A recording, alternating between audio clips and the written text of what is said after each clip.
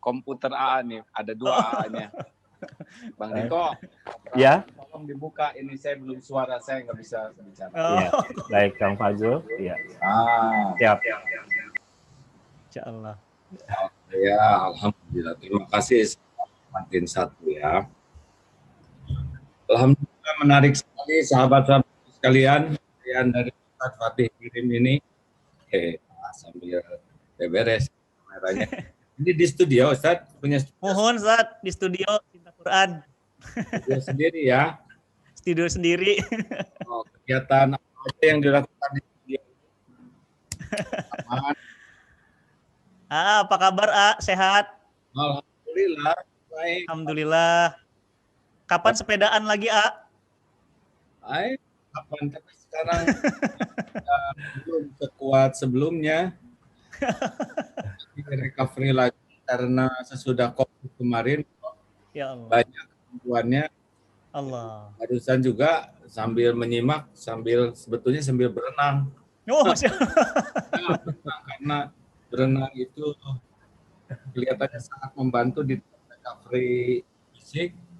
Kalau sepeda juga bersepeda tiap hari, tapi belum seperti dulu. Dan insya Allah. Sekarang gimana nih? Lebih bagus kualitas suaranya enggak? Ya, bagus. lebih kerasa. Baik. Beberes dulu ya. Saya masih ingat bisa push up 100 push up.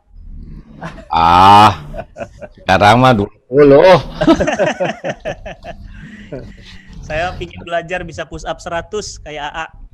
Sebetulnya push up 100 atau lebih dari itu, kurang dari itu, ada penyakit juga. Mungkin badannya menguat, tapi ujubnya juga menguat. Ini bahayanya tuh ya. Jadi kadang kita push up untuk ingin dikagumi orang, bamang otot menguat, tapi iman jadi melemah. Astagfirullahaladzim. Memang tidak mudah memberi contoh kepada yang lain, karena pada saat yang sama kerinduan untuk diakui, kerinduan untuk orang lain jadi kagum bisa membuat salah niat. Padahal niat kan alamat. Salah niat itu salah alamat, berarti mau paket sebagus apapun kalau salah alamat ya tidak sampai. Jadi sekarang gimana kegiatan Ustadz Fatih itu? Apa aja sekarang yang Alhamdulillah Ustadz, sekarang kita lagi membebaskan buta aksara Quran di Indonesia.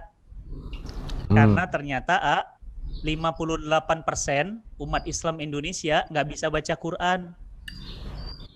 Innalillahi. Data dari BPS, Biro Pusat Statistik Republik Indonesia menyatakan tahun 2016 58% umat Islam Indonesia nggak bisa baca Quran. Jadi kita keliling Indonesia, mohon doanya Ya, apa nama itunya kegiatannya? Nama gerakannya Indonesia Bisa Baca Quran. Oh, Masya Allah. Mohon doanya Alhamdulillah sekarang sudah 10.000 orang yang sudah kita bebaskan seizin Allah. Iya. Mengulang sedikit. Kalau ada waktu silakan ikut menyimak Ustadz, tapi kalau ada kewajiban lain, mangga ya. Insya Allah menyimak sampai selesai. Ya. Izin menyapa dulu jamaah ya. Assalamualaikum warahmatullahi wabarakatuh. Alhamdulillahirabbil alamin. Alhamdulillahilladzi khalaqal mauta wal hayata liyabluwakum ayyukum ahsanu amala wa ghafur. Allahumma shalli ala Muhammadin wa ala alihi wa ashabihi ajma'in. Terima kasih Ustadz, dan mudah-mudahan sesudah ini kita masih tetap berdialog ya. Hanya ingin menyampaikan yang pernah disampaikan sebelumnya. Mendengar uraian dari Dr. Brown, ini seorang dokter mu'alaf yang pemikir. Ini mengesankan. Jadi begini, kalau manusia membuat barang, kita membuat barang, itu pasti ada tujuannya. Tidak mungkin tidak ada tujuannya. Dan tujuan dari membuat barang itu adalah untuk melayani kita. Jadi kalau manusia membuat sesuatu pasti ada tujuan, tuh yang satu, dan tujuannya itu adalah untuk melayani manusia itu sendiri. Contoh, ini sekarang Zoom ini untuk melayani kita. Pakaian melayani kita, kopiah melayani kita, jam melayani kita, sepatu, rumah, apapun yang dibuat pasti ada maksudnya, dan maksudnya adalah untuk melayani kita. Sepakat tidak nih? Ya, itu manusia. Apalagi Allah yang menguasai langit dan bumi. Tidak ada satupun yang Allah ciptakan ma khalaqata hadza batila, yang sia-sia. Tidaklah Allah menciptakan sesuatu sia-sia. Kita aja tidak mau menciptakan yang sia-sia. Apalagi Allah Subhanahu wa taala yang maha segalanya. Nah, lalu apa Allah menciptakan kita? Wa ma khalaqtul jinna wal insa illa liya'budun. Tiadalah sekali-kali keciptakan jin dan manusia kecuali untuk mengabdi kepada Allah, beribadah, menghamba kepada Allah, melayani perintah-perintah Allah. Sebetulnya tidak rumit untuk memahami ini, karena kita manusia juga melakukan hal yang sama, benar? Jadi manusia membuat sesuatu, termasuk Ustadz Fatih ini membuat studio. Coba untuk apa ya? Pasti nggak mungkin sia-sia, betul? Untuk melayani Ustadz di dalam berkhidmat melayani umat. Kenapa mikrofon itu ada? Mikrofon itu juga dibuat untuk suaranya baik, bersih, berkualitas di dalam semuanya untuk melayani. Nah, Allah tuh menciptakan kita memang untuk menghamba, melayani perintah-perintah Allah. Jadi ini sederhana. Nah, ada selanjutnya nih. Ini penting. Jadi setiap produk yang dibuat itu selalu ada namanya manual atau buku petunjuk.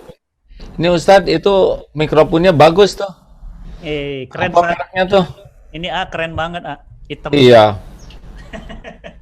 Aduh, suaranya jadi sangat bagus. Nah, itu pasti Ustadz beli itu ada manualnya tidak? Ada buku petunjuknya kan? Ada buku kecil. Ada buku kecil. Sebelum dipakai dibaca dulu tidak, Ustadz? Tara dibaca. Nah, kalau akibatnya, kalau ada, mungkin ada yang tahu cara penggunaan yang lain, harusnya dibaca tidak? Betul. Nah, di manual itulah yang membuat kita bisa melakukan sesuatu dengan benar, dengan baik, dan kalau ada masalah, ada trouble, maka di manual itu semua sudah detail sekali. Bagaimana cara perawatannya, bagaimana cara supaya tidak rusak, bagaimana kalau ada kendala, solusinya, fungsinya supaya maksimal, ada dalam manual. Nah, masalah terbesarnya adalah kita tuh kalau punya barang tidak dibaca manual. Kayak punya HP, tapi kita jarang tahu kemampuan HP yang sebenarnya, ya kan? Padahal canggih. Nah, sama dalam hidup juga ada manualnya, yaitu Al-Quranul Karim dan Sunnah Rasulullah SAW. Itu manualnya.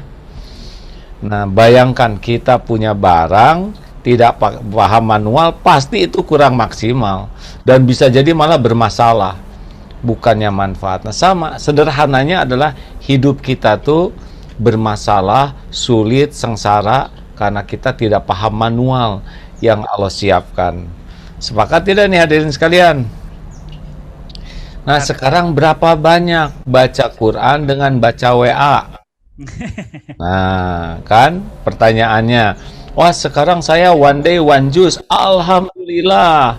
Pertanyaan kedua, one day one juice itu udah luar biasa ya.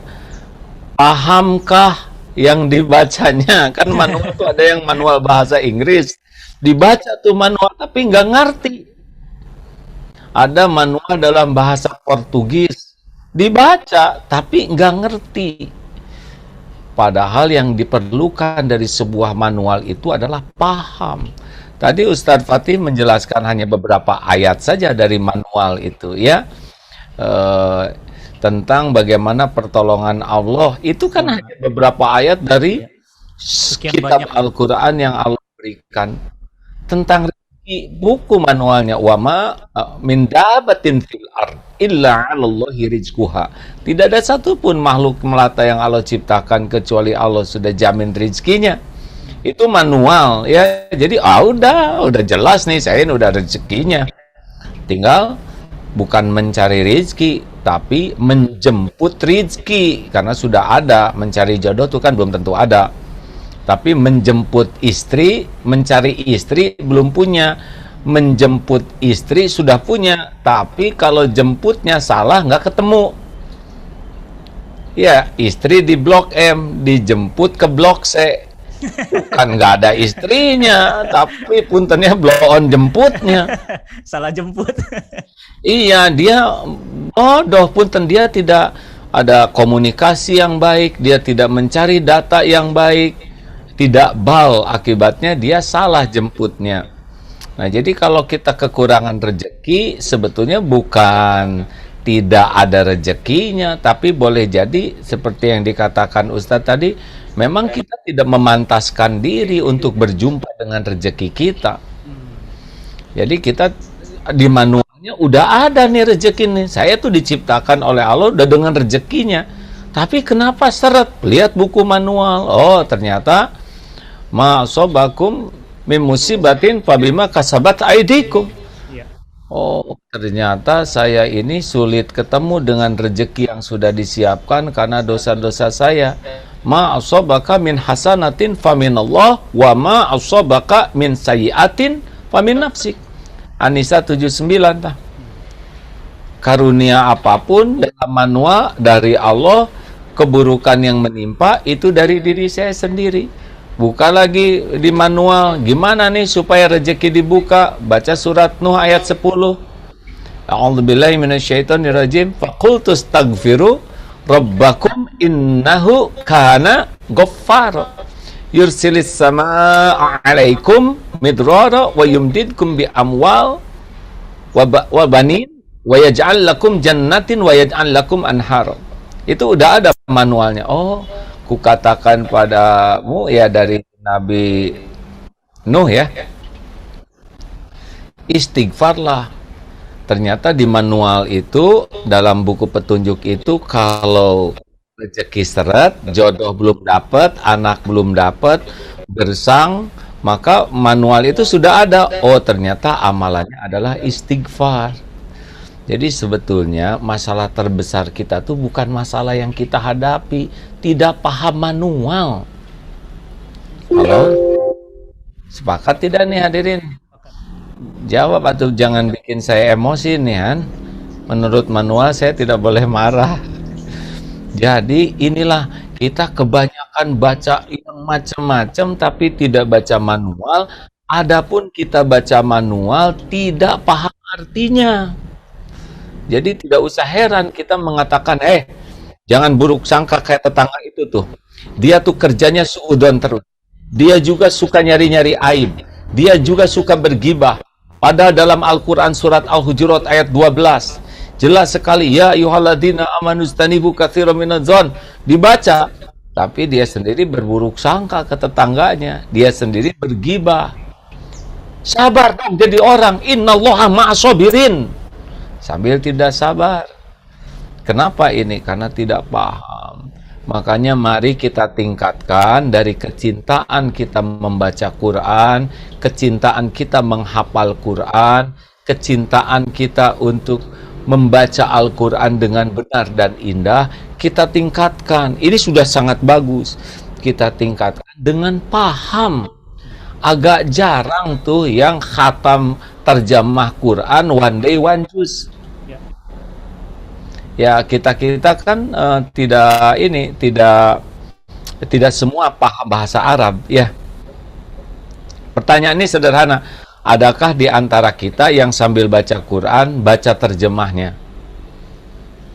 Padahal yang dimaksud dari Al-Quran itu sebelum jadi amal itu adalah paham. Kan man yuridillahu bihi khairan yufaqihu fid din. Allah pahamkan agama orang yang dikehendaki kebaikan. Ini serius sekali hadirin ya. salah satu kenapa kok itu banyak baca Quran tapi ngomongnya kayak gitu. Kenapa dia baca Quran hafalannya 15 juz tapi pacaran melulu? Kenapa dia hafalannya banyak tapi maaf ya kamarnya berantakan, tempatnya kotor padahal ini adalah tempat menghafal Quran. Ya, sesungguhnya menghafal itu sudah sangat baik dan jarang orang yang melakukannya, tapi lebih baik lagi kalau paham. Ya, di Darul Tauhid ada juga Baitul Quran, tapi tidak sebanyak jamaahnya para santri Ustadz Fatih, beberapa saja. Dan anak juga ada yang sedang menghafal. Jarang ditanya oleh AA tuh berapa banyak juz yang hafal. Yang bungsu ini sampaikan, maaf ya Ger, Bapak tidak akan tanya berapa jumlah yang hafal. Pertama takut jadi ngotorin hati, takut ditambah dikit aja, misalkan baru hafal 14,5 lalu dibuletin jadi 15 ya, jadi bohong tak. Bapak nggak mau jadi bohong, dan Bapak tuh inginnya bukan masalah cepet hafalnya, tapi benar-benar kalau bisa setiap yang dihafal tuh dibaca juga artinya paham dan diamalkan ya, karena Al-Quran itu orang yang hafal Quran yang asli itu seperti Rasulullah itu wujud dalam kehidupan, jadi bukti. Jadi para penghafal Quran yang asli itu yang pahami adalah bukan hanya yang hafal Al-Qurannya, tetapi wujud di dalam akhlak kesehariannya, perilaku kesehariannya. Karena yakinlah bahwa Al-Quran itu bukan semata-mata untuk dihafalkan, tapi untuk diamalkan. Ya, sekarang hafal manual, tapi tidak menggunakannya untuk menggunakan kehidupan. Kan manual ini, buku petunjuk ini adalah untuk dipraktekkan. Oleh karena itu mudah-mudahan ini dengan adanya pertemuan ini semangat kita kembali ke Al-Quran, membaca Al-Quran dengan benar, disertai dengan semangat kita memahami. Punten ya, AA sering tanya gitu, gimana baca? Alhamdulillah saya setiap baca sholat, sebelum sholat 1 lembar, sesudah sholat 1 lembar, 1 hari 10 lembar 1 juz, saya bisa khatam. Itu udah bagus sekali lah, tidak banyak orang. Tapi ketika pertanyaan keduanya, pernahkah baca artinya? Senyum tuh. Belum. Jadi padahal ya kalau kita pahami artinya jauh lebih asik tuh. Jauh lebih asik. Sendiri belum fasih berbahasa Arab ya, sehingga tetap harus dibantu dengan terjemah. Ini terjemah, belum ke tafsir ya.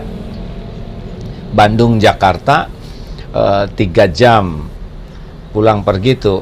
Nah, sepanjang jalan ini murotal Quran itu dilengkapi dengan terjemahnya. Masya Allah, seru itu. Seru sekali, Masya Allah.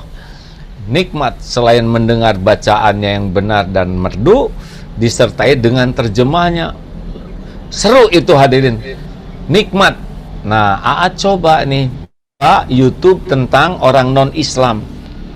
Orang non-Islam, mereka kemudian akhirnya menjadi Islam. Mereka belum tahu banyak tentang Islam. Ada yang ngasih hadiah saja buku Al-Quran yang ada terjemahnya. Dia tidak bisa bahasa Arab. Masya Allah. Mereka mengatakan ini dahsyat sekali. Semua persoalan hidup saya di sini jawabannya. Saya tidak menyangka ada buku yang sebaik ini. Maksudnya Quran. Dan akhirnya syahadat. Semua keraguan saya dalam kehidupan terjawab. Itu orang non-Islam loh hadirin. Coba baca ya tentang yang Muslim convert itu ya. Berusaha hikmah dari sakit kemarin itu membuka-buka YouTube jadi banyak waktu. Terutama ingin tahu orang-orang yang non-Islam menjadi Islam. Kenapa mereka rata-rata tuh? Ternyata rata-rata karena mereka bertemu dengan orang Islam yang akhlaknya sangat baik, yang betul-betul dia mencerminkan indahnya Al-Quran, lewat perilakunya. Jadi dia, loh, katanya teroris, katanya kasar, katanya keras, tapi ketika bertemu dengan orang Islam ini begitu ramah, begitu sopan, begitu dermawan, begitu bersih, begitu disiplin. Dia tidak cerita Quran. Ya, jadi ingat kata siapa tuh? Seorang atlet tuh. Ya, kalau kita ingin orang-orang tahu Quran, ya mereka nggak mungkin disuruh baca Quran. Kita yang harus membuktikan indahnya Quran lewat pribadi kita.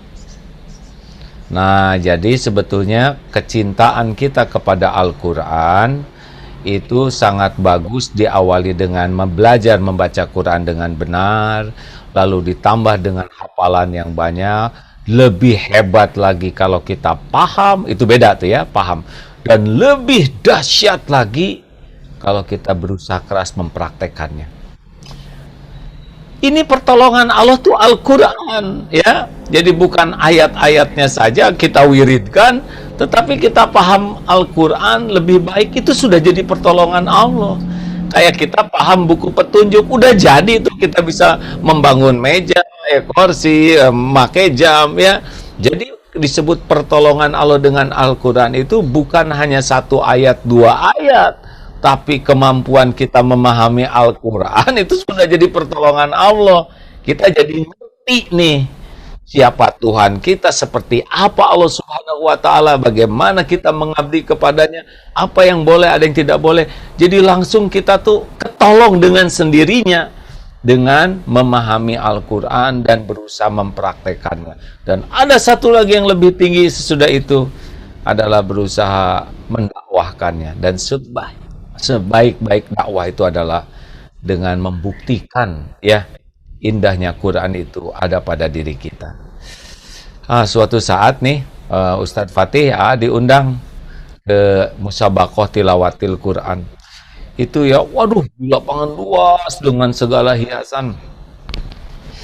Aduh, tegang sekali hati ini karena ingat bahwa yang kedua dihisab itu adalah yang belajar Quran dan membacanya, ya.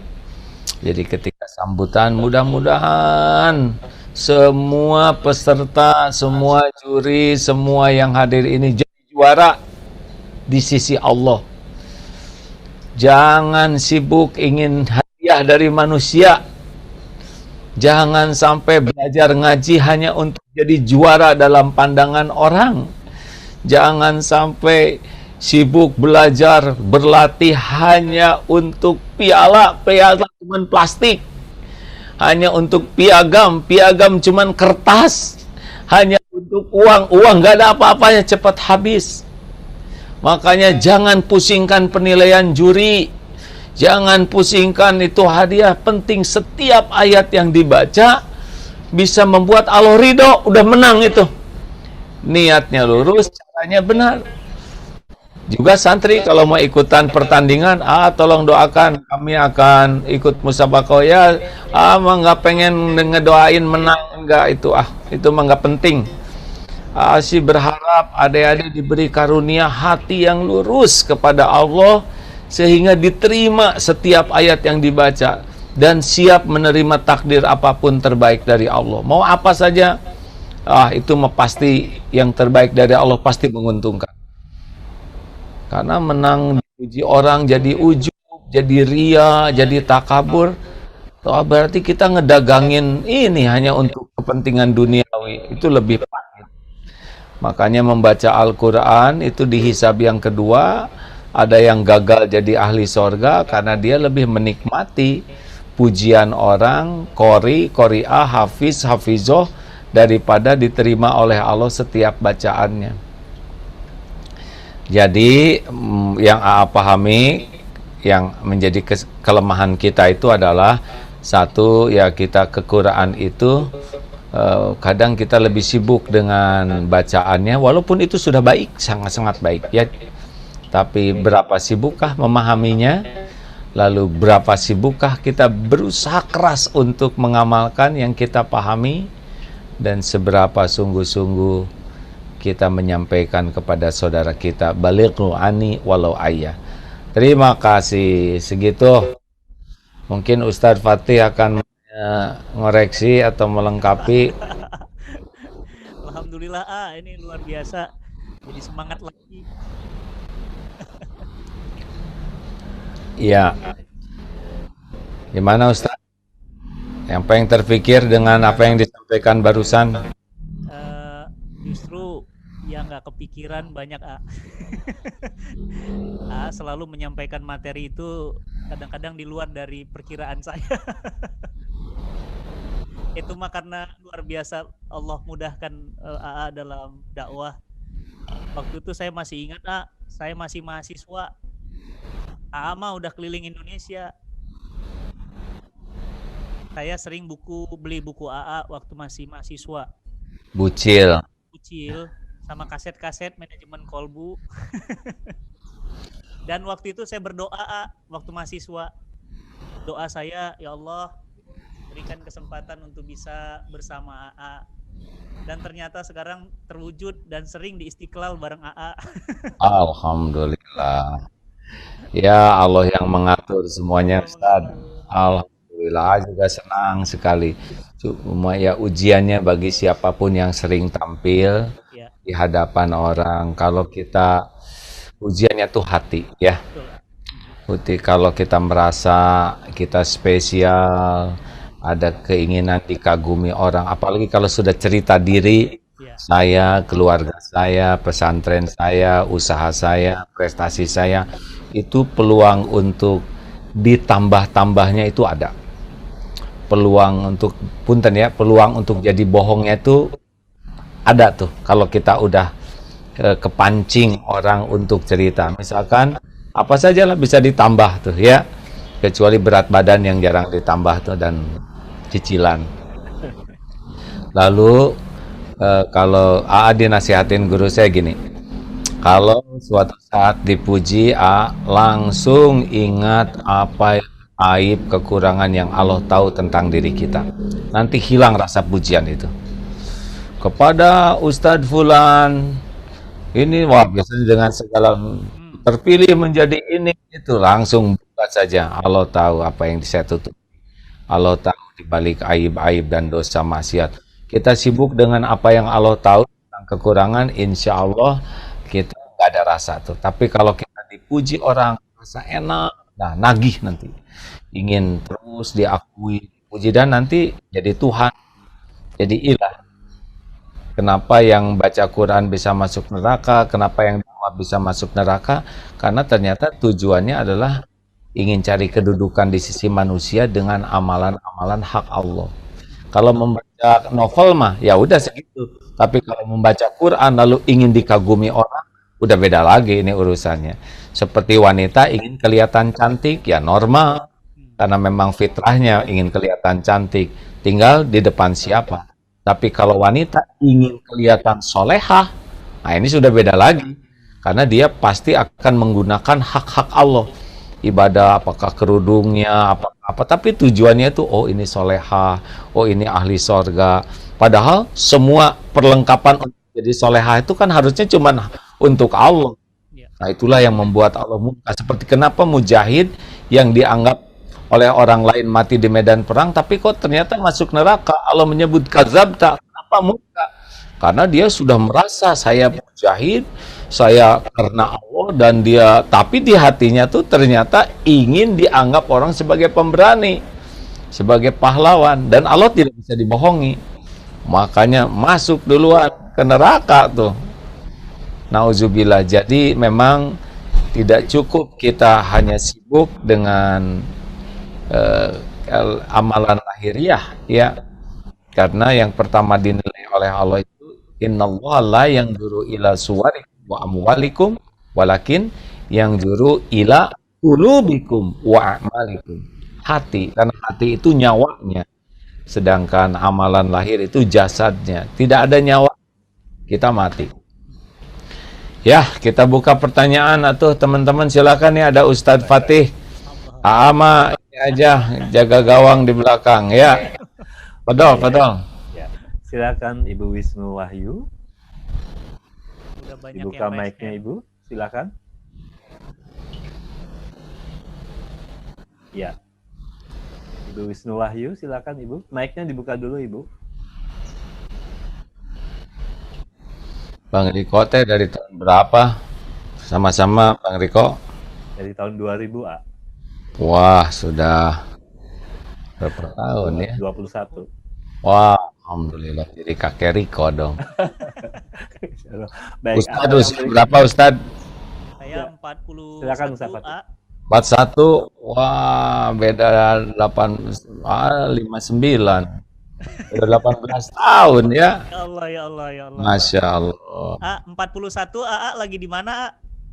Wah, lagi diuji dengan popularitas waktu Allah. itu duniawi ya. Waduh. Wah, ujian lagi sangat berat-berat. Itu Kemarin sebut Ustaz Syekh Habib Nabil nanya apa ujian terberat dalam dakwah? Ya ujian terberat itu ya diuji orang, dikagumi orang, diikuti orang, dilulukan orang. Wah, itu paling menghancurkan. Ini ada masuk dari New Zealand. Oh, silakan. Pak Sobana, silakan Pak Sobana. Oh, Pak Sobana. Halo, Mr. Sobana. Sobarna. Assalamualaikum warahmatullahi wabarakatuh. Loh, kok suaranya perempuan? Assalamualaikum warahmatullahi wabarakatuh. Ya, Pak Sobana lebih dulu, silakan. Silakan Pak Sobarna. Assalamualaikum, Damang, Kak. Oh, oke. Selandia Baru nanya bahasa Sunda. Gimana Pak Sobarna? Damang. Iya, ini kemarin tadi saya menyimak mengenai apa itu emang metode dakwah di luar negeri itu. Jadi kita tidak menyebarkan bahwa kita pintar baca Quran, tapi bagaimana Quran itu menjelma dalam diri Anda sebagai ini. Itu pun saya pribadi dapat dakwah dari Yusuf Chamber yang ini Voice of Islam. Don't tell people how much memory you Quran, katanya tuh. Tapi let Quran reach you dengan tingkah lakumu. Dan memang itu efektif Pak di sini di New Zealand pribadi, karena orang menganggap kita ekstremis, kita radikal, kita teroris ya. Tapi setelah mereka melihat perilaku kita, tabiat orang Muslim yang begitu halus lembut, ternyata Masya Allah sekarang dalam sehari itu dari data riset menunjukkan sehari itu orang-orang sini masuk hampir 28 orang per hari. Masya Allah. 28 hari. Dalam satu kota nih di Auckland. Dan ini terjadi. Ini betul kata tadi, sangat setuju sekali dengan betul bahwa kita tidak perlu tapi bagaimana menjadi pribadi kita. Mana putus. Jadi kita sangat perlu untuk mempelajari. Kita sangat perlu untuk bisa membaca Al-Quran dengan benar. Kita sangat perlu juga untuk bisa menghafal Quran, dan lebih dari itu kita sangat perlu memahaminya dan mengamalkannya. Karena walaupun bacaannya misalkan bagus, tapi kalau kelakuannya tidak bagus jadi bumerang.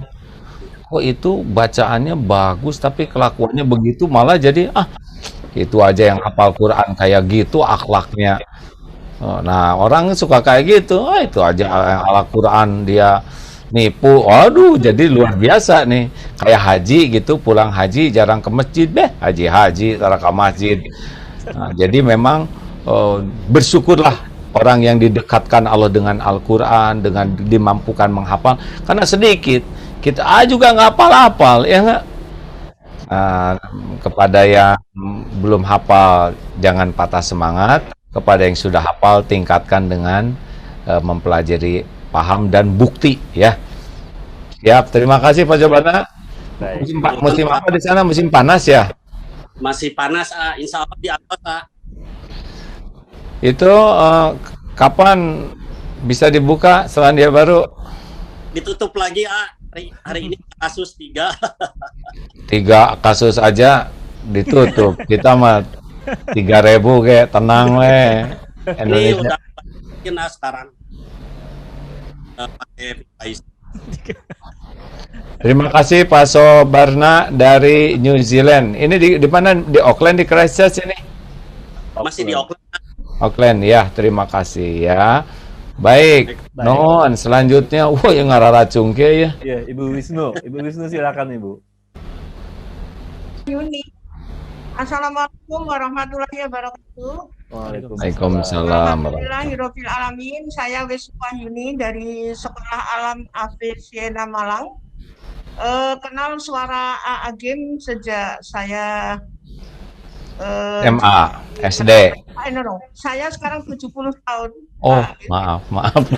Jadi saya kenal suara Agim waktu saya jadi kepala puskesmas tahun 77, 78, 79. Pada saat itulah kasetnya Agim dibeli orang ya dengan buku-bukunya itu. Tapi mohon maaf karena sok gaya saat itu masih muda, jadi belajarnya kurang serius. Nah, yang saya perlu laporkan, kondisi kami di Malang, di desa kecil saya ini, memang masalah terjemahan, masalah kedalaman, pemahaman, dan sebagainya itu menjadi kendala yang sangat serius. Apakah pernah diprogramkan oleh Darul Tauhid ini pendamping kelompok pengajian AA? Yang saya rasakan ya mereka pada melakukan kajian-kajian seminggu 1 kali dan sebagainya. Saya pernah memasukkan anak asuh saya, mahasiswa, untuk masuk di antara mereka, tapi so difficult. Jadi menurut saya kayaknya memang harus ada kurikulum tertentu, terutama untuk akhlak penyampai informasi ini kepada masyarakat, sekaligus memberi contoh, tapi terstruktur dari sebuah lembaga. Sebetulnya harapan saya dari perguruan tinggi yang memproduk ya para sarjana santri itu. Tapi kayaknya masih kurang ya dengan 273 juta penduduk Indonesia. Pemikiran saya sangat cantik kalau misalnya ada program yang bagus, yang karakter minded, memberi contoh itu kan tidak gampang, memberi contoh itu tidak gampang, istiqomahnya menurut saya. Terima kasih, selamat berjuang untuk semuanya. Assalamualaikum warahmatullahi wabarakatuh. Waalaikumsalam warahmatullahi wabarakatuh. Wah, mantap nih Ibu. Semangatnya walaupun usia baru 70 tahun, tapi semangatnya seperti 17 tahun ini. Masya Allah. Baik Bu, memang itu yang sangat kami pikirkan juga, bahwa semangat berislam itu sudah sangat bagus dengan semangat belajar. Jadi kemarin sempat dibahas kenapa nih umat Islam di Indonesia ini mayoritas tetapi keindahannya belum nampak. Pertama, banyak umat Islam yang belum pernah belajar Islam. Jadi dia tidak tahu keindahan yang semestinya dimiliki. Tapi itu ada tuh yang belajar Islam, tapi kok kelakuannya kayak gitu. Biasanya orang yang tahu ilmu agama tapi kesulitan mempraktekkan, itu awalnya salah niat dalam mencari ilmunya. Jadi mencari belajar agama untuk gelar, belajar agama untuk status. Kalau orang belajar agama hanya untuk penilaian makhluk, maka dari awal udah nggak dapat berkahnya dari ilmu ini. Jadi kayak keledai bawa buku, tapi dia nggak dapat manfaat dari buku itu karena salah niat. Hati-hati makanya belajar agama, datang ke majelis taklim kalau hanya untuk kelihatan pinter, untuk dikagumi orang, untuk memperbanyak follower, untuk kelihatan diundang di sana sini, untuk dapat status, itu biasanya sulit untuk mengamalkan karena Allah tahu dia nggak pengen dekat dengan Allah nih. Dia belajar agama bukan untuk mendekatku kepada Allah maksudnya ya, tapi untuk cari dunia. Allah yang pemberi berkah tidak akan ngasih berkah. Nah, yang ketiga adalah ilusi ilmu. Ini juga masalah nih. Kita tahu ilmu agama, sibuk ngomongin ilmu agama, debat, bahkan sampai bertengkar. Jadi orang merasa udah tahu tuh seakan-akan udah tahu agama tuh seakan-akan udah mengamalkan. Beda antara tahu dan bisa, ya kan? Jadi tidak usah heran, kita harus bangun ukhuwah Islamiyah sambil bertengkar, ya. Sini takbir Allahu Akbar, ternyata lawannya juga sama takbir Allahu Akbar. Gimana ini? Ya, nah ini biasanya orang termasuk hafalan dan sebagainya, hafal hadis seakan-akan kalau udah kuliah tuh udah mengamalkan. Tidak, ya, beda coupling antara amal dengan tahu tuh. Tahu kuda tuh bukan berarti sudah bisa berkuda. Nah, yang ketiga, itu yang keempat sekarang namanya, oh itu gimana itu dia suka tahu ilmu agama, dia juga sering ke masjid, dia ngaji, tapi kenapa kelakuannya nggak cocok? Nah, ini namanya orang, kalau tadi ilusi ilmu tuh dia nggak fokus ke amal, fokus ke ilmu, berdebat terus saja, tapi amalnya enggak. Tapi ini beramal, dia ke masjid, dia ngaji, dia tahajud, dia umroh, tapi kenapa kelakuannya seperti nggak robah? Karena dia fokusnya kepada amal lahiriah. Jadi dia sangat sekali ngejar jumlah hafalan, ya. Dia sangat berusaha untuk ngejar sholat tepat waktu. Tapi kualitas sholat nggak pernah dia perhatikan. Saya khusyuk atau tidak? Kan ada yang ditanya, saya itu sudah tahajud, saya sudah saum Daud, saya sudah baca Quran one day one, tapi kenapa masih begini? Pertanyaannya sederhana, khusyuk tidak sholatnya? Pasti diam tuh.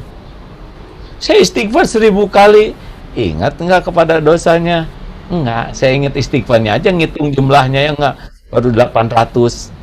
Jadi ada orang yang sibuk dengan sholawat, sibuk dengan ini, bagus itu, cuma lupa, dia puas hanya lahiriah aja, padahal Allah tuh melihat hati dulu. Yang paling parah nih, maaf ini ya, yaitu dengan banyaknya ilmu agama dan beramal malah jadi penyakit hati, jadi ujub, jadi ini bahaya, jadi takabur, jadi sombong, jadi dengki kepada yang lain, jadi ria dengan ilmu agama, dengan ibadahnya. Wah, ini bahaya. Nah, inilah PR-nya. Jadi harus ada kesungguhan untuk dua hal, sangat serius membersihkan hati dan sangat serius berusaha agar amalnya diterima Allah. Jadi kalau kita ingin tahu siapa yang sholatnya khusyuk, yang hatinya paling bersih dan yang amalnya insya Allah paling benar diterima Allah. Kurang lebih gitulah, Bu. Ustadz mau menambahkan? Cekap, Pak, cekap. Enak nyebut cekap ringan. Ayo. Terima kasih. Sekarang bagian tanya ke Ustadz Fatih. Baik, dari Bu Yani, silakan Bu Kalau Yani. udah ama nggak berani Nggak puasa. Makanya dari tadi sembunyi ya nggak, karena suka ngeganggu orang.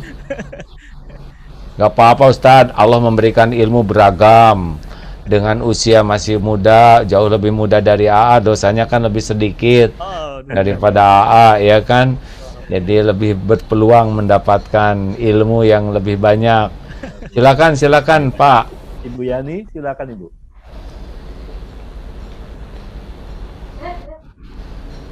Assalamualaikum warahmatullahi wabarakatuh.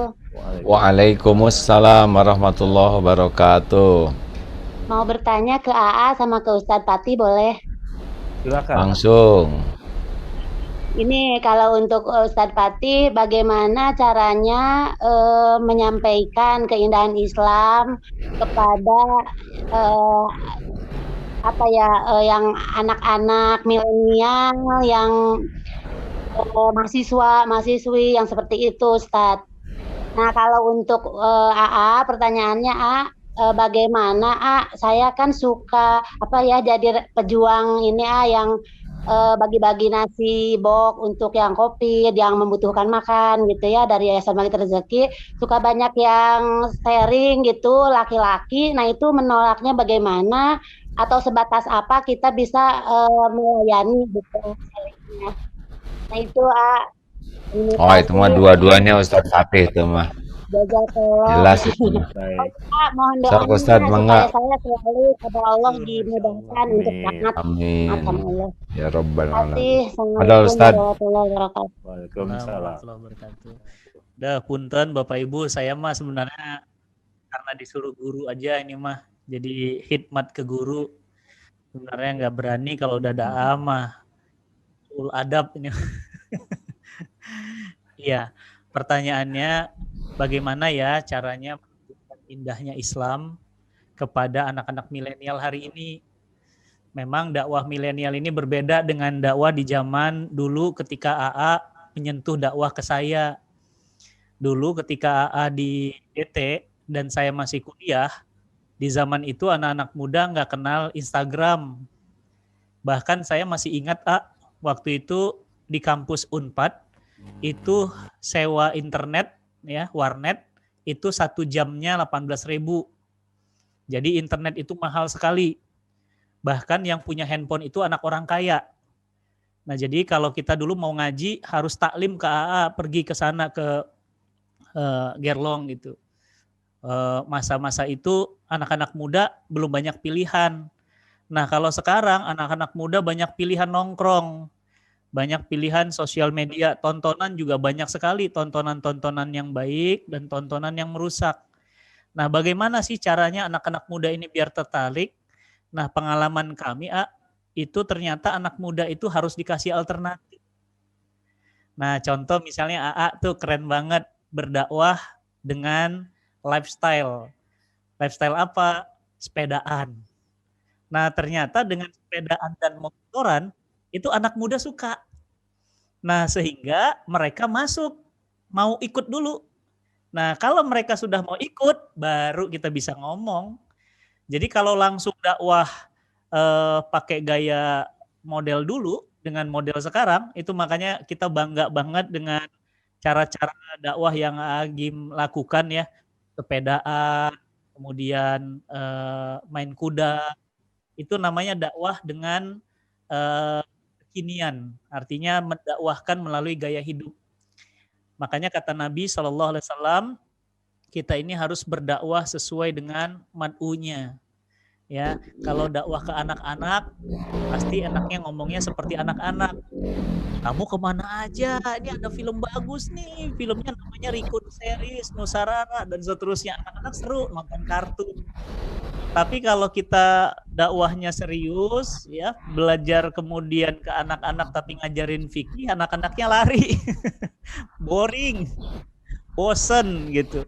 Makanya saya sekarang alhamdulillah menjadikan strategi digital. Alhamdulillah kita punya YouTube, kemudian kita punya semua strategi digital untuk merengguh hati anak-anak muda.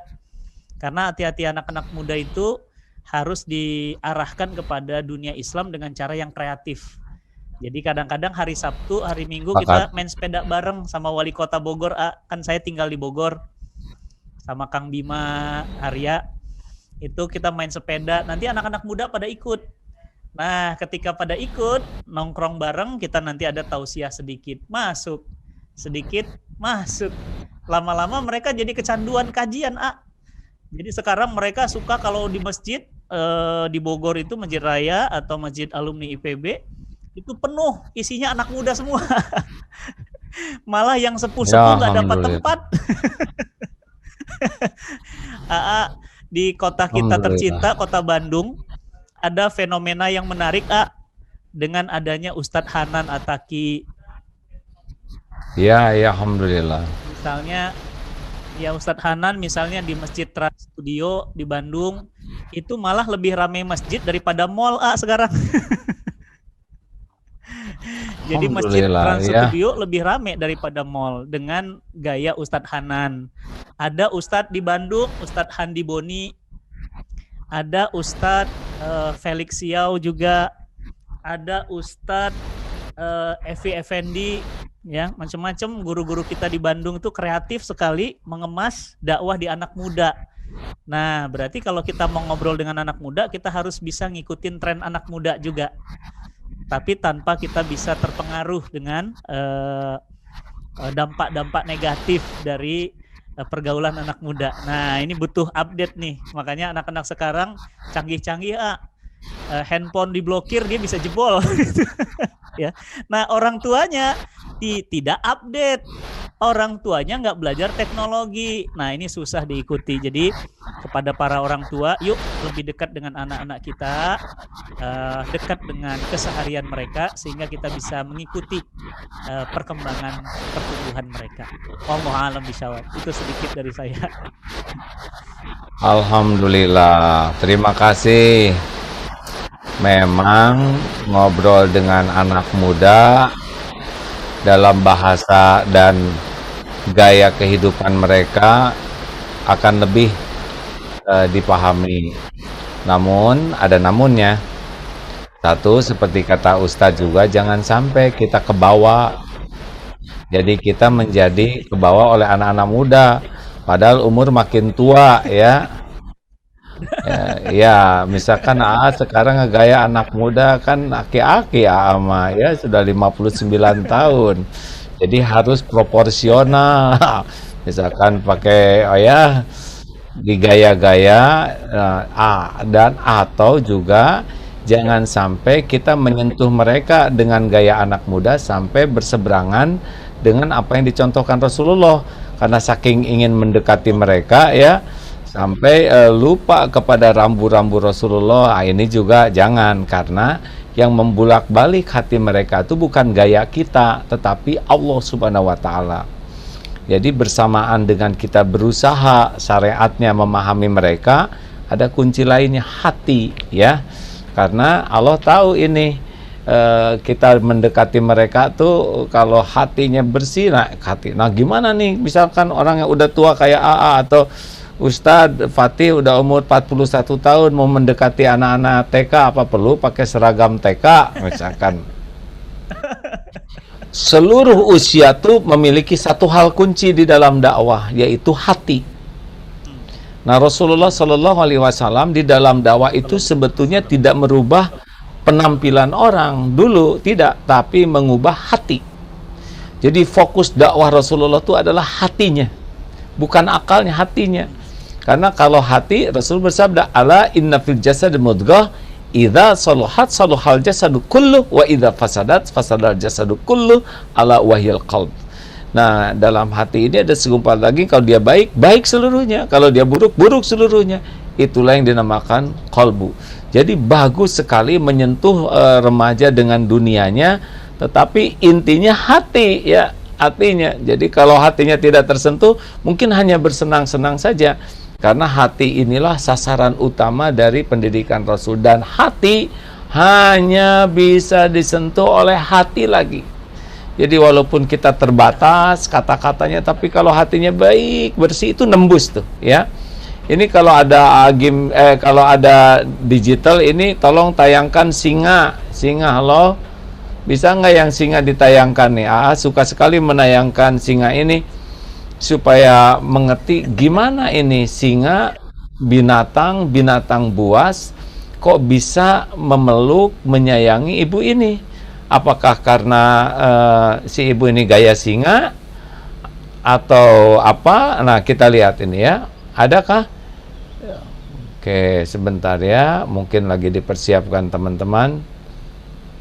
Ya, nggak apa-apa sambil kita tunggu. Nah, jadi bagus sekali sepakat ya, dan itu juga yang dicontohkan Rasulullah. Tapi Rasulullah tetap konsisten ya dengan kepribadian beliau, walaupun bisa menyentuh anak muda, menyentuh orang tua, wanita, ya. Menyentuh perasaan wanita mungkin.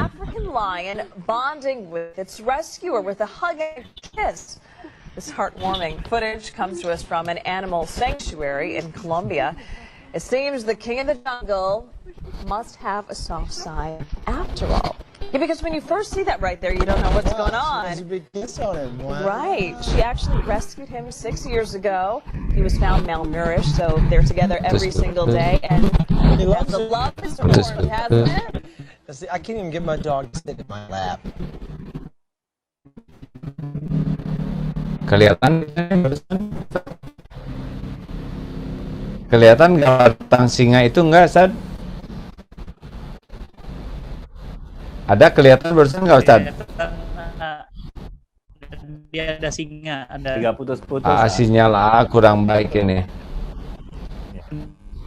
Kelihatan ya barusan? Kenapa singa, binatang buas begitu merindukan ibu ini? Apa karena kecantikannya? Apa karena tasnya? Apa karena gelarnya? Apa karena parfumnya? Apa karena suaminya? Tidak, ibu ini punya dua kunci utama yang binatang saja bisa luluh perasaannya, yaitu kasih sayang dan ketulusan. Kenapa disebut tulus? Karena belum Islam ya. Kalau Islam ikhlas. Kalau tulus itu baru tanpa pamrih, kalau ikhlas karena Allah. Nah, jadi mudah-mudahan kombinasi antara kemampuan untuk menyesuaikan dengan yang didakwahi dan betul-betul memiliki rahmat dan ikhlasnya itu tauhid, rahmatan, insya Allah dengan izin Allah manfaat. Terakhir, Masya Allah. Baik, silakan Ibu Ria Hermawan. Ibu Ria Hermawan. Ya. Ria Hermawan, langsung.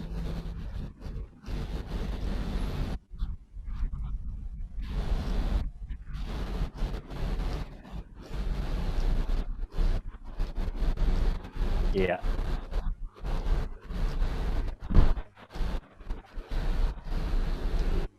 Baik, silakan. Atau Ibu Tias. Ibu Tias, silakan Ibu. Ya, Assalamualaikum AA, Ustadz Fatih Karim, Assalamualaikum. Salam. Waalaikumsalam warahmatullahi wabarakatuh.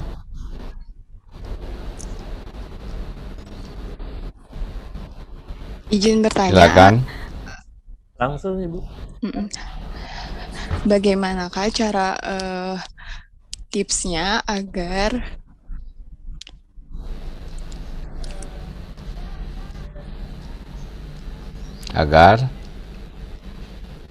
diri ini benar-benar membaca, memahami, juga mengamalkan Al-Quran semata-mata hanya untuk mengharapkan ridho Allah.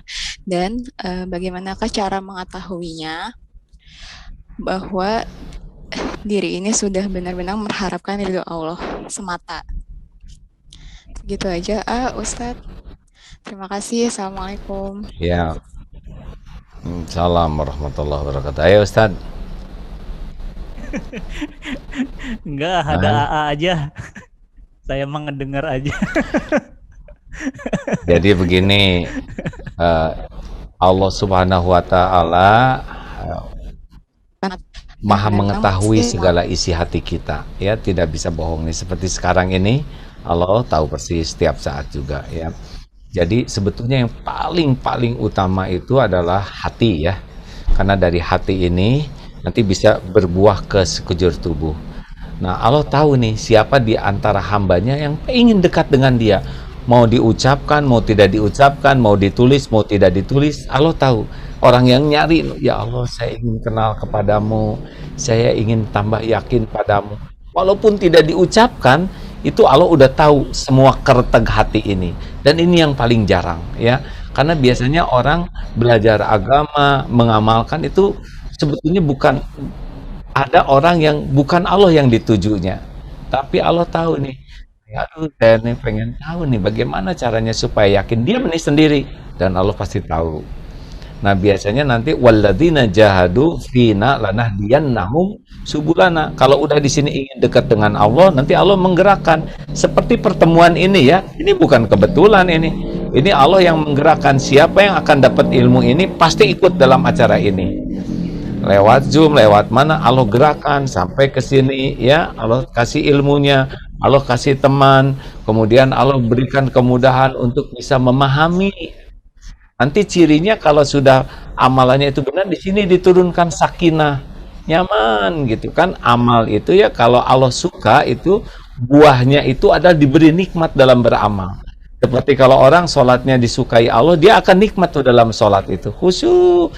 Kemudian munajat yang kira-kira akan Allah ijabah, nanti munajat itu bagus sekali, nikmat gitu.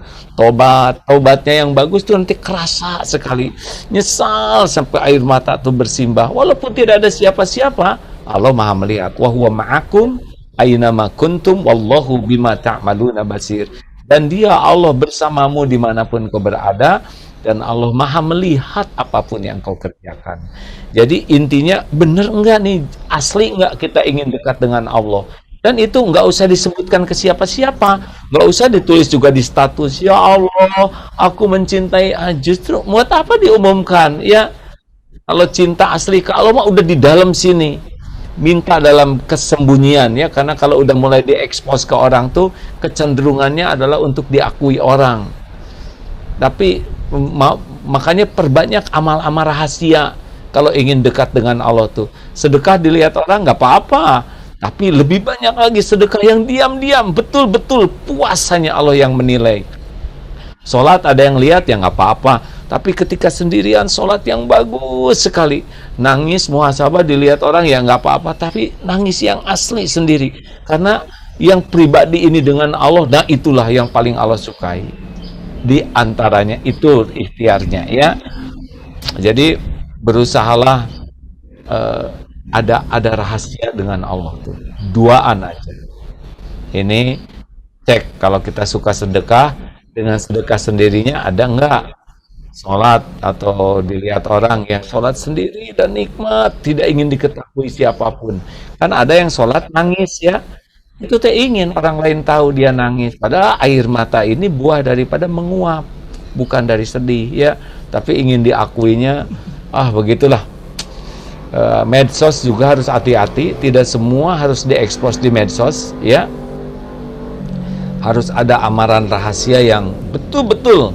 Nah, kalau dari sini senang gitu, ya, dia bersifat khusus dengan Allah dan Allah Maha tahu, nanti Allah berikan kenikmatan lain di dalam mengamal. Nanti Allah akan berikan ilmu, teman, siapa yang membuat kita terus meningkat dari waktu ke waktu.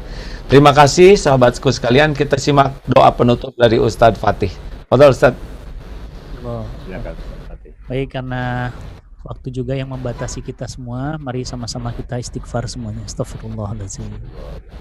Istighfar semuanya Bapak Ibu, istighfar semuanya, istighfar. Bayangkan dosa-dosa dan kemaksiatan, kezoliman yang pernah kita lakukan. Kezoliman kita kepada keluarga kita, kezoliman kita kepada orang tua kita, kezoliman yang kita lakukan kepada diri kita. Istighfar semuanya, istighfar. Astagfirullahaladzim. Istighfar semuanya. Jangan-jangan pertolongan Allah tidak datang karena banyaknya dosa-dosa kita. Jangan-jangan Allah tidak menolong kita karena memang kita ini bertumpuk-tumpuk maksiatnya. Maka pertolongan Allah lambat datang kepada kita. Istighfar semuanya, istighfar. Astaghfirullahaladzim. Astaghfirullahaladzim. Allazi la ilaha illa huwal hayyul qayyum wa atubu ilaih. A'udzubillahi minasyaitonir rajim. Bismillahirrahmanirrahim. Alhamdulillahi rabbil alamin. Wassalatu wassalamu ala asrafil anbiya'i wal mursalin wa ala alihi wa sahbihi wa sallim. Allahumma rabbana zalamna anfusana wa illam taghfir lana wa tarhamna lanakunanna minal khasirin. Ya Allah, andai Engkau tidak memberikan pertolongan kepada kami, ya Allah, kepada siapa lagi kami mohon pertolongan, ya Allah. Ya Rabb, kami ini lemah, kami ini hina, ya Allah. Kami tidak punya apa-apa, kami tidak punya daya apa-apa. Kami datang ke dunia ini sendiri, pulang pun nanti kami sendiri. Kami ini datang tidak bawa apa-apa dan pulang pun kami tidak bersama siapa-siapa. Ampunkan dosa-dosa dan kezoliman kami, ya Allah. Ya Allah, kami zolim kepada istri kami zolim kepada anak-anak kami zolim kepada diri kami, ya Allah. Ampunkan kezoliman kami, ya Allah. Wahai Allah yang maha menatap, tataplah kami dan penduduk negeri ini dengan kasih sayang-Mu, ya Allah. Ya Rabb, bencana ada di mana-mana. Di langit, di laut, di udara, bencana ada bersama kami. Bahkan COVID hingga hari ini bersama kami, ya Allah. Ya Rabb, lembutkan hati kami, ya Allah, lembutkan hati kami.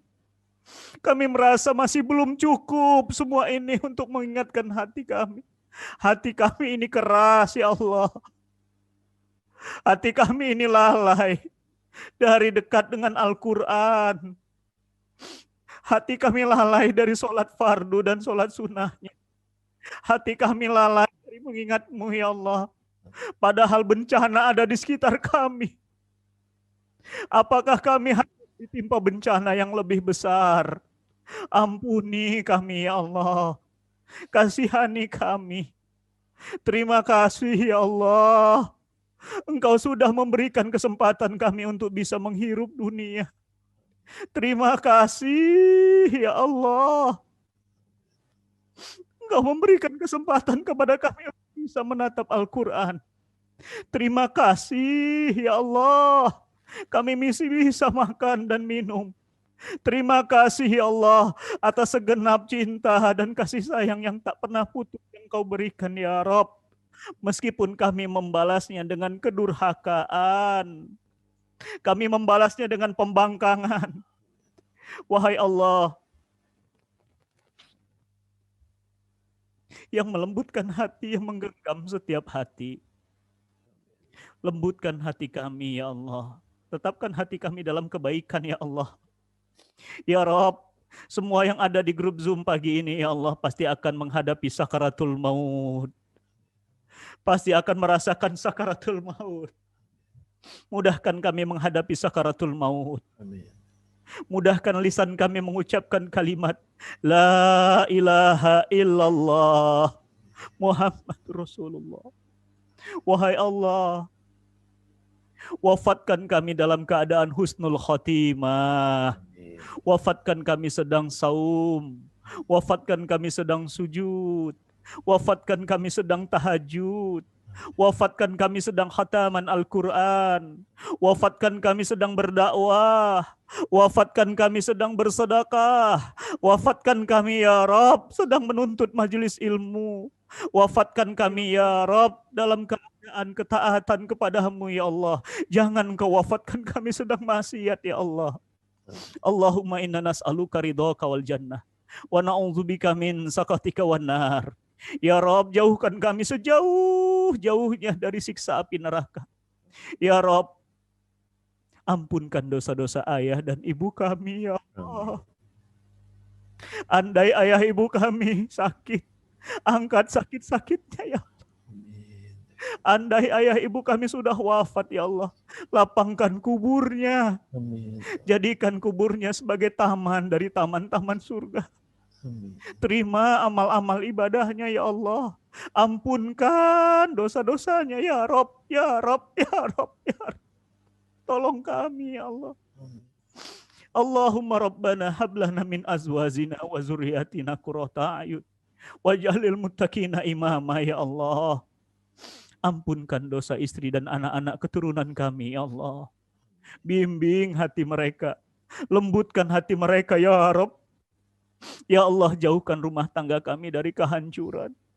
Jauhkan rumah tangga kami dari ujian bala dan musibah ya Allah. Jauhkan rumah tangga kami dari bala dan penyakit ya Allah. Allahumma Rabbana ya Allah, afrik alaina sabran. Allahumma afrik alaina sabran. Allahumma afrik alaina sabran wa tawaffana muslimin. Ya Allah, anugerahkan kami kesabaran ya Allah, menjalani kehidupan dunia yang penuh dengan ujian. Anugerahkan kami kesabaran ya Allah. Anugerahkan kami kesabaran ya Allah, agar kami menjalani hidup ini penuh dengan ketenangan, penuh dengan sakinah ya Rabb. Allahumma Rabbana la tu'akhidna in nasina wa akhtana. Ya Allah, janganlah Engkau uji kami dengan ujian yang kami tak sanggup mengembannya ya Allah. Rabbana inna nas'aluka ridhaka wal jannah wa na'udzubika min sakatika wan nar bi rahmatika ya arhamar rahim. Rabbana atina fid dunya hasanah wa fil akhirati hasanah wa qina azabannar wa qina azabannar wa qina azabannar bi rahmatika ya arhamar rahim. Amin ya rabbal alamin. Wassalamun alal mursalin walhamdulillahi rabbil alamin. Alhamdulillah. Alhamdulillah. Jazakallah khair. Alhamdulillah Bapak Ibu sekalian, semoga doa kita dikabulkan dan ilmu yang disampaikan berkah. Kita tutup dengan doa akhir majlis. Subhanakallahumma bihamdik Asyhadu alla ilaha illa anta astaghfiruka wa atubu ilaik. Assalamualaikum warahmatullahi wabarakatuh. Amin ya rabbal alamin. Terima kasih, jazakallah khair Ustaz. Sing istiqomah ya. Ustaz Riko, makasih semuanya. Baik jamaah yang dirahmati Allah, terima kasih jazakallah khairan Ustaz Fatih Karim dan juga Agim yang sudah menyampaikan tausiahnya. Mohon berkenan bertahan sebentar untuk jamaah yang sudah bergabung di kajian online kali ini. Ada sedikit presentasi dari pihak DT Peduli yang insya Allah akan langsung disampaikan oleh Ustaz Teguh. Silakan Ustaz Teguh.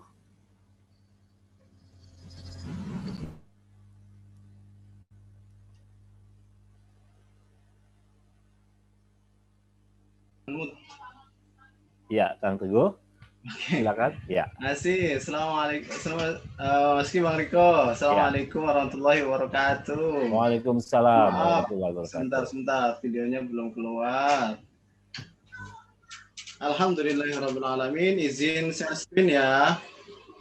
Alhamdulillahirabbil alamin wa bihi nasta'in ala umuri dunya waddin. Wassalatu wassalamu ala asyrofil anbiya'i wal mursalin wa ala alihi wa sahbihi ajmain. Rabbi shrah li sadri wa yassir li amri wahlul 'uqdatam min lisani yafqahu qawli amma ba'du. Jamaah sekalian, alhamdulillah kita sudah masuk bulan Sya'ban. Sebentar lagi kita bulan Ramadan. Allah Subhanahu wa taala memberikan karunia bulan Ramadan untuk kita semua. Mudah-mudahan kita bisa memaksimalkan dengan sebaik-baiknya, dengan terutama menambah ilmu sebelum kita benar-benar memasuki bulan Ramadan. Baik sahabat-sahabat sekalian, untuk refreshing kita sudah belajar tadi. Kita akan ada kuis. Mungkin nanti ada itunya ya, ada hadiahnya. Ini ada 5 pertanyaan. Dipersilahkan untuk di fitur chatnya ditulis A atau B. Dipersilakan ya, mudah-mudahan kita sama-sama belajar lagi ya. Ini sebenarnya pertanyaan mudah-mudah ya tentang Ramadan. Baik. Ya, pertanyaan pertama. Ini mudah-mudah nanti kalau itu insya Allah ada hadiahnya. Nanti hadiahnya diumumin nanti pemenangnya akan dihubungi oleh panitia insya Allah. Baik, pertanyaan pertama di fitur chat ya teman-teman sekalian, bisa ditulis A atau B. Bulan ke-7 dari kalender Hijriah adalah bulan A Rajab, B Ramadan. Dipersilakan tulis A atau B. Kecepatan ya. Bulan ke-7 dari kalender Hijriah adalah bulan A Rajab, B Ramadan. Pertanyaan kedua, bulan Ramadan adalah bulan diturunkannya A. Nabi Isa alaihissalam, B. Al-Quran. Insya Allah semuanya udah tahu ya. Baik, pertanyaan ketiga langsung lah, cepet aja. Mana gampang-gampang pertanyaannya. Malam yang lebih baik dari 1000 bulan adalah A. Lailatul Qadar, B. Malam Isra Mi'raj. Dipersilakan. Baik, ini ada 5 pertanyaan ya. Pertanyaan keempat, surat pertama yang diturunkan adalah A. Surat Al-Falaq, B. Surat Al-Alaq. A. Surat Al-Falaq, B. Surat Al-Alaq.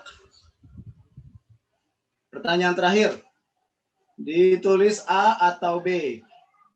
Perintah puasa Ramadan, nih diperhatikan pertanyaan. Perintah puasa Ramadan terdapat dalam surat A. Al-Baqarah ayat 183. B. Al-Baqarah ayat 185. Ini pertanyaannya agak menjebak. Baik. Insya Allah nanti penanya yang beruntung atau yang telah mengisi nanti akan mendapatkan hadiah dari panitia insya Allah. Baik sahabat-sahabat sekalian, sebentar lagi bulan Ramadan. Darut Tauhid Peduli memiliki beberapa program untuk sahabat-sahabat sekalian bisa ikut berpartisipasi di dalamnya, baik melalui menjadi relawan Darut Tauhid Peduli maupun dengan berdonasi melalui Darut Tauhid Peduli. Yang pertama adalah program Tangguh Iman dengan cara berbagi paket ibadah.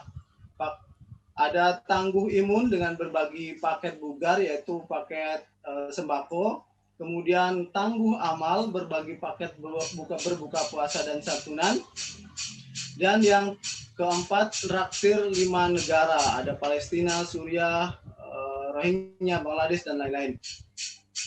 Nah, kita akan fokuskan ke paket Tangguh Iman, berbagi paket ibadah. Karena kita akan membagi-bagikan Al-Quran, insya Allah, program bagi Al-Quran, Iqra, Tasbih, digital, dan lain-lain untuk surau musola. Jadi program ini kenapa kita langsungkan sekarang, karena mudah-mudahan sebelum Ramadan paketnya sudah sampai ke tempat tujuan, sehingga ketika bulan Ramadan benar-benar bisa dimanfaatkan dengan baik. Jadi donasi dari Bapak Ibu sekalian bermanfaat dari awal Ramadan sampai akhir Ramadan. Jadi tidak hanya di program Ramadannya, jadi mudah-mudahan sebelum Ramadan paketnya sudah sampai kepada yang berhak untuk menerimanya. Baik, paketnya berupa donasi 150.000 per paket. Jadi ini penerima manfaat akan menerima paket sebesar 150.000 per paket. Adapun donatur yang akan berdonasi tidak harus senilai 150.000, tetapi bisa saja, maksudnya tidak harus 150.000, itu bisa 250.000, bisa 1 juta, atau bisa juga 50.000 ataupun lebih kecil ataupun lebih besar lagi. Paket yang akan disampaikan berupa Al-Quran, tasbih digital, panduan Ramadan. Nah, terima kasih kepada TZ Peduli yang telah menyerahkan Al-Quran dan Iqra. Semoga dapat bermanfaat bagi warga masyarakat di sini menjelang Ramadan. Semoga bermanfaat terima kasih TZ Peduli. Terima kasih moderator. Allah Akbar.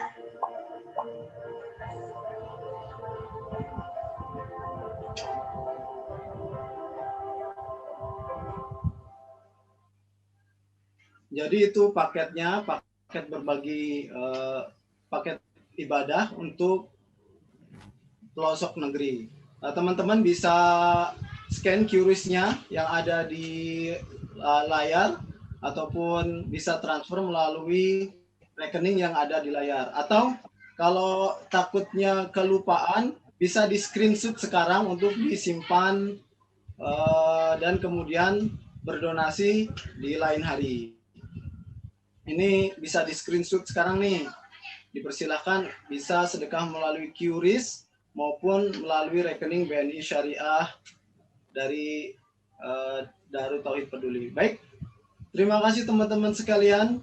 Ini insya Allah titik-titik yang akan wilayah sebaran program Darut Tauhid Peduli. Sudah hampir seluruh Indonesia. Mudah-mudahan, mohon doanya kita bisa lebih banyak lagi penerima manfaat yang bisa mendapatkan manfaat dari adanya Darut Tauhid Peduli. Baik, terima kasih sahabat-sahabat sekalian. Mudah-mudahan kita semua mendapatkan rahmat dan berkah dari Allah Subhanahu wa taala di bulan Rajab ini.